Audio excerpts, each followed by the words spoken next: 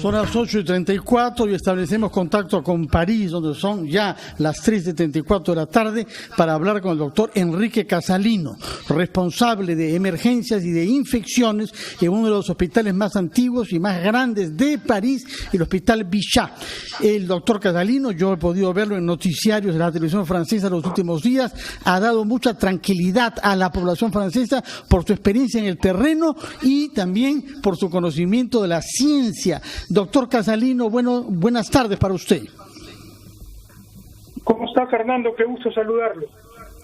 Y bueno, para nosotros todos, doctor Casalino, quisiera que nos explique, por favor, qué cosa es lo que está causando en Francia que después de unos picos terribles y de una mortalidad superior a 20.000 personas esté finalmente bajando la curva epidemiológica. Hemos conocido en Francia lo que sabíamos en función de los modelos de previsión de la epidemia que debía ocurrir. Sabíamos que teníamos que entrar en una fase epidémica en que el número de casos se iba primero a multiplicar por 2 cada 8 días, luego cada 5 días, luego cada 3 días, luego cada 2 y luego cada día. Y es así como rápidamente pasamos de 100, 200 casos a 5.000, 6.000, 8.000 y de un día para otro de 8.000 casos a 16.000. Y es así como hemos llegado ahora a más de 120.000 casos y algo así como 40.000 personas hospitalizadas. Eso lo sabíamos porque es parte de la curva epidémica. La dificultad con este virus es que 20% de los pacientes que presentan un síntoma van a necesitar una hospitalización, van a necesitar oxígeno. Y 5% de estos pacientes, o sea, un cuarto de los pacientes hospitalizados, van a necesitar no solamente oxígeno nasal, pero van a necesitar estar intubados, ventilados en cuidados intensivos. Quiere decir un nivel de agresividad terapéutica muchísimo más elevado. Esto es indispensable de comprender porque hay que imaginarse que nuestro sistema de salud, que habitualmente está bastante bien lleno, copado y utilizado, va a necesitar prácticamente la mitad de su potencial de camas para poder recibir estos pacientes y darles oxígeno, y va a necesitar prácticamente 100%, 200% de su potencial de camas de cuidados intensivos aquí en Francia para los pacientes que van a necesitar una intubación, una ventilación en cuidados intensivos. Es enorme. De repente es como necesitar una cantidad de soluciones y de recursos que son 2 o 3 veces lo que habitualmente nuestro sistema de salud puede ofrecer. Sí. Le estoy hablando de un sistema de salud como el sistema francés, que es un sistema sumamente performante y con bastantes recursos. Desde la perspectiva del... Disculpa, Ricardo, una pregunta. Desde la perspectiva del sistema de salud francés, ¿cuán predecible ha sido el desarrollo del coronavirus en estas semanas? ¿Cómo se puede hacer, como se hace, por ejemplo, con el desarrollo de otras enfermedades, una prospectiva, un análisis hacia adelante que sea más o menos certero? Tiene usted razón, ha habido varios problemas. Uno de los primeros problemas ha sido que cuando vimos la epidemia en China, pensamos que iba a ocurrir la misma cosa que ocurrió con las 2 epidemias anteriores de los primos hermanos de este virus. La primera se llamaba el SARS y la segunda se llamaba el MERS. Estas 2 epidemias virales se autocontrolaron, hubo una especie de autocontrol, por supuesto con una intervención de los gobiernos y de la Organización Mundial de la Salud, y hubo un control de las epidemias, a pesar de que eran virus primos hermanos de este de acá, que habían causado una mortalidad importante y un número importante de casos, pero las epidemias quedaron confinadas en las regiones donde estas epidemias comenzaron. Ha sido el caso del SARS en China, en Taiwán y en algunas partes de Asia, y del MERS coronavirus, que sobrevino en los dromedarios en el Medio Oriente. Todos pensamos que esta ola que veíamos en el horizonte es como la imagen, discúlpame la metáfora, Fernando, es como mirar una ola que llega del mar y decir, no, esa ola no nos va a llegar a nosotros y donde nosotros estamos en la arena no nos va a mojar. Y cometimos un error, y ese es un error científico muy bien demostrado. Es un trastorno cognitivo en que cada uno de nosotros piensa que a mí no me va a suceder. Por eso es que somos capaces de coger el auto y ir a 180 kilómetros por hora en la autopista, porque pensamos que no, yo no me voy a matar en un accidente de tránsito. Y eso es probablemente lo que ha ocurrido en Europa y en Francia. No imaginamos que esa ola iba a ser tan violenta acá. Claro, y terminó siendo ni siquiera una ola, sino un tsunami, digamos. Eso pasó, doctor Casalino, en toda Europa, en realidad no en Francia, en Italia, en España. Se confiaron en sus sistemas médicos y dijeron, no nos va a pasar, va a desaparecer solo. ¿Ha cambiado algo el conocimiento del coronavirus, doctor Casalino, por ejemplo, en la Academia Francesa, en los hospitales franceses?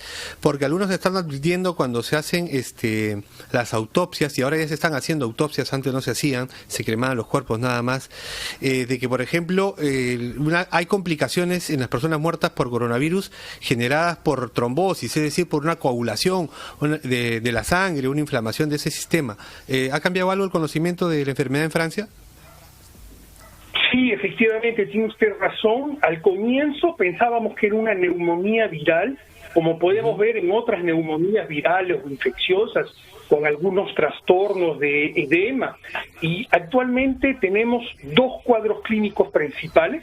Un cuadro clínico que es esencialmente la neumonía viral, como la podemos ver habitualmente, una neumonía viral que compromete la actividad pulmonar y que se ve principalmente en los pacientes de más edad, más fragilizados, y ellos tienen una neumonía viral más próxima del modelo clásico. Y tenemos otra categoría de pacientes, que son los pacientes más bien jóvenes, en buena salud, y ellos tienen una manifestación mucho más inmunológica. Es un poco como si nuestro organismo, por tratar de defenderse del virus, se alocase y hiciese una hiperreacción inmunitaria. Y esta hiperreacción inmunitaria es lo que origina una gran parte de las manifestaciones clínicas.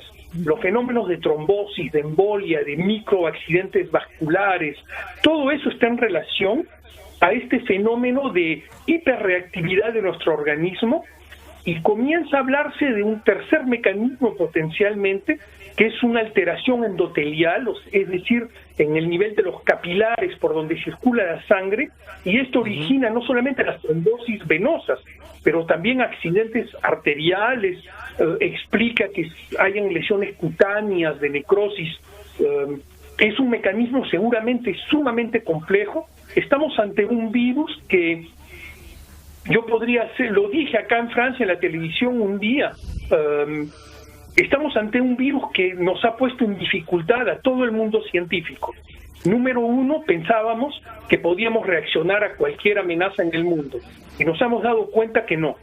Número dos, pensábamos que teníamos los recursos suficientes para manejar, tratar cualquier riesgo epidémico. Nos damos cuenta de que para este virus no tenemos vacuna, no tenemos tratamiento, no hemos logrado aún desarrollar un tratamiento eficaz y de demostrar qué tratamiento es eficaz. Hay varias moléculas en curso de desarrollo, hay 17 o 18 moléculas, pero por el momento no hay ninguna que haya demostrado su eficacidad.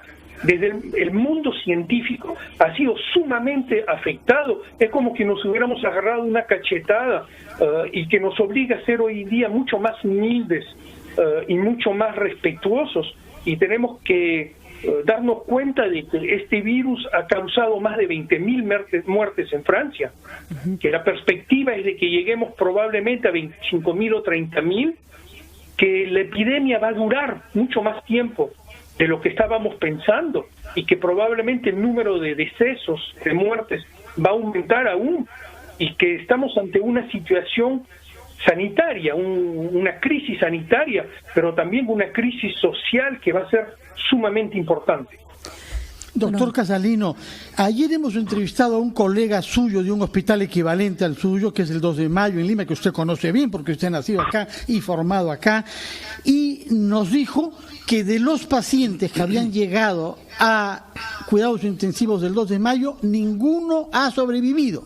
Y nos dijo que el medicamento que se usa es la hidroxicloroquina, que es muy promovido, este medicamento, por un médico francés, fue inicialmente promovido por el presidente Trump. Ayer ha sido explícitamente desautorizado por el doctor Fauci, director de epidemiología de la Casa Blanca.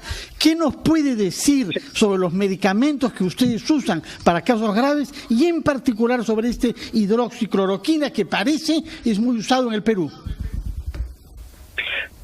Le puedo decir de que incontestablemente hoy en día no hay ningún medicamento que haya demostrado su utilidad en el manejo de un caso con signos de gravedad o sin signos de gravedad con un COVID. Hoy en día ningún remedio ha demostrado de manera científica su utilidad. Hay algunas personas que piensan que si no tengo ningún remedio demostrado, deberíamos de todas maneras darle a los pacientes cualquier cosa que nos parece potencialmente interesante. Es lo que se llama el compassionate use, es decir, una utilización compasional. Le doy porque no tengo nada otro que darle y le doy esto. En algunos casos se puede hacer, pero habría un riesgo inmenso que muchos de nuestros compatriotas en el Perú tomen la hidroxicloroquina sin ningún control médico. Es un medicamento que potencialmente es peligroso. Los brasileros lo han demostrado hace poco. Ha habido un trabajo americano también publicado hace unos días en que han demostrado que no tiene utilidad, o en todo caso ninguna utilidad suficientemente poderosa para decir que hay que utilizarlo. Y segundo, han demostrado que puede ser sumamente tóxico, tiene una toxicidad cardíaca, puede estar al origen de muertes súbitas. De repente el corazón se para. Entonces hay que manejar esos remedios con muchísimo cuidado y, por supuesto, siempre en un medio hospitalario. Tomar esos remedios, ir a la farmacia, comprar el remedio y tomarlo en su casa, es exponerse a un riesgo de toxicidad sumamente elevado para un beneficio que no parece equilibrado ante el riesgo. Así es. Bueno, doctor Casalino, clarísima la situación que se vive en Francia, que es como un espejo de lo que podría ocurrir en el Perú. Ustedes están como en nuestro futuro, digamos, así que nosotros con sistemas de salud mucho más precarios, así que esperemos que las medidas que toma el Perú estén funcionando, porque la situación en Francia y en muchos países de Europa es bastante crítica. Muchísimas gracias por hablar con nosotros y salud para usted y para todos los suyos. Muchísimas gracias, muy buenos días. Patricia, Fernando, antes de la pausa y a propósito de médicos peruanos que laboran fuera, ayer, y esta información la difundía la agencia de noticias EFE, ayer y a sus 75 años de edad, el doctor peruano Manuel Efraín Pérez, peruano de nacimiento pero que vivía y se ha desarrollado en Italia, boloñés por adopción, dice la nota, que había seguido trabajando para atender el coronavirus pese a su edad, ha fallecido. Y es el médico número 142 que pierde la vida en Italia enfrentando el coronavirus. Nació en Perú, era peruano. Una tristeza, lo que nos cuenta Ricardo. El pésame para toda su familia. Vamos a una pausa, volvemos.